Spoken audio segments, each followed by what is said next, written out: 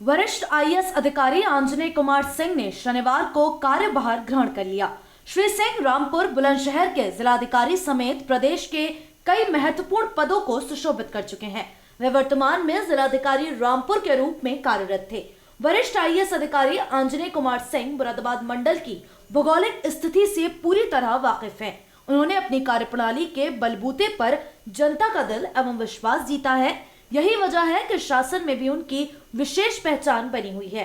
मुरादाबाद मंडल में वैसे तो विशेष समस्याएं नहीं हैं, लेकिन जो समस्याएं हैं उन पर वह निश्चित रूप से काबू पा लेंगे। मंडल आयुक्त के रूप में मंडल के किसानों का बकाया गन्ना भुगतान तथा गेहूं खरीद केंद्रों को बिचौलियों के चंगुल से बचाना अवश्य ही कठिन कार्य है। नवागत मंडल आयुक्त आंजनेय कुमार सिंह स्मार्ट सिटी मुरादाबाद के चेयरमैन भी रहेंगे। स्मार्ट सिटी के चेयरमैन के नाते मुरादाबाद नगर निगम की रैंकिंग में सुधार लाना उनके लिए चुनौती भरा कार्य भले ही है, लेकिन उनकी खास कार्यप्रणाली जरूर रैंकिंग में सुधार लाएगी। मुरादाबाद मंडल के 5 जनपदों के जिलाधिकारी भी बहुत लगनशील हैं। त्रिस्तरीय पंचायत चुनावों को शांतिपूर्ण ढंग से संपन्न कराने के लिए अधीनस्थों द्वारा खाका खींचा जा चुका है, जिस कारण मंडल में चुनाव निश्चित रूप से शांतिपूर्ण ढंग से संपन्न हो सकेंगे। कुल मिलाकर आंजनेय कुमार सिंह को मंडल में बहुत अच्छी टीम मिली है। प्रथम तो सर मुरादाबाद में मंडल का चार्ज लेने पे मुरादाबाद मीडिया की ओर से आपका स्वागत है।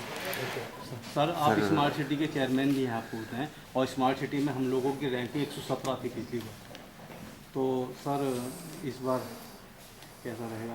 बेहतर करेंगे। शासन के निर्देश भी हैं जी, इस पर पूरा फोकस भी है जी, जो भी बाधाएं आ रही होंगी उसको दूर करेंगे जी सर एक जी उसको बेहतर प्रयास करेंगे। सर एक मुरादाबाद मंडल में गन्ने के भुगतान की समस्या उत्पन्न रहती है, आपको होता है, हमेशा रहती है, आपको होता है, और आप रामपुर से आ रहे हैं, आपको सब भौगोलिक स्थिति का जानकारी भी आपको होता है, तो गन्ने के भुगतान के लिए सर देखिए, एक सहकारी चीनी मिलों को छोड़ दें तो बाकी सब जगहों पर रेगुलर भुगतान की व्यवस्था कराने का प्रयत्न लगातार रहा है जी, और जिन लोगों ने भुगतान नहीं किया उनके ऊपर कार्यवाहियाँ भी की गई हैं, पीछे भी कार्यवाही की गई हैं। इस पे पूरी तरह से फोकस रहेगा और अगर जानबूझकर भुगतान अगर किसी तरीके से रोका गया तो उस पर सख्त कार्रवाई होगी। सर एक रबी की फसल हमारी तैयार हो गई और गेहूँ खरीद के केंद्र स्टार्ट होने जा रहे हैं हमारे, आपको बताएं, इसके लिए यहाँ कुछ बिचौलियों की शिकायत मिलती है कि बिचौलिए जो है किसानों को से खाद्यान्न खरीद लेते हैं, गेहूँ खरीद लेते हैं, खुद ऊंचे दाम पे बेचते हैं, आपको बताएं, तो बिचौलियों को सर रोकने के लिए कैसे? पूरी रणनीति बनाई जाएगी।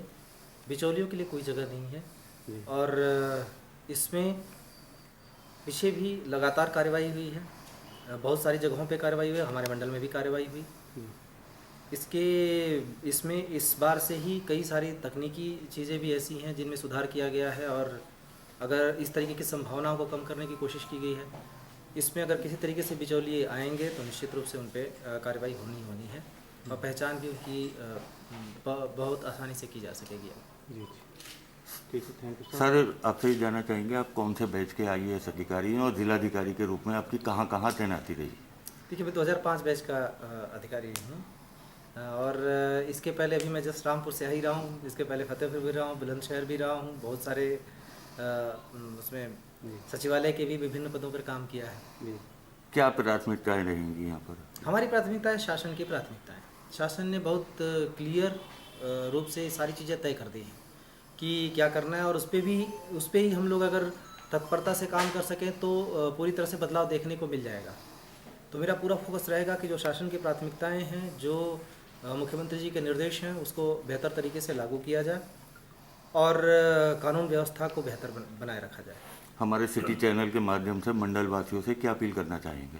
सभी एक दूसरे का सहयोग करें, प्रशासन का सहयोग करें और सबसे बड़ा सहयोग होगा अनुशासन। सारे लोग अनुशासन में रहें और जब अनुशासन में रहेंगे तो हमारे लिए भी चीज़ें आसान रहेंगी। विकास का कार्य सिर्फ अकेले एक तरफा नहीं हो सकता, सभी लोगों की सहभागिता होनी इसमें ज़रूरी है और मैंने इसके पूर्व भी सहभागिता से बहुत सारे कार्य करवाए हैं। लोग अगर इस विकास में सहभागी बनेंगे तो बेहतर रिजल्ट निश्चित रूप से हम देंगे। सर एक शिक्षा की जो है इसकी नींव जो है प्राथमिक शिक्षा है, आपको होता है, और प्राथमिक शिक्षा हमारी कमज़ोर हो गई है, आपको होता है, हो रही है, आपको होता है, तो इसके लिए सर प्राथमिक शिक्षा को उन्नयन के लिए सर क्या प्रयास? प्राथमिक शिक्षा के लिए आप देखेंगे पिछले 2 वर्ष से लगातार कई तरीके के कार्य हुए हैं। कोरोना के पीरियड में भी कार्य हुए हैं जी।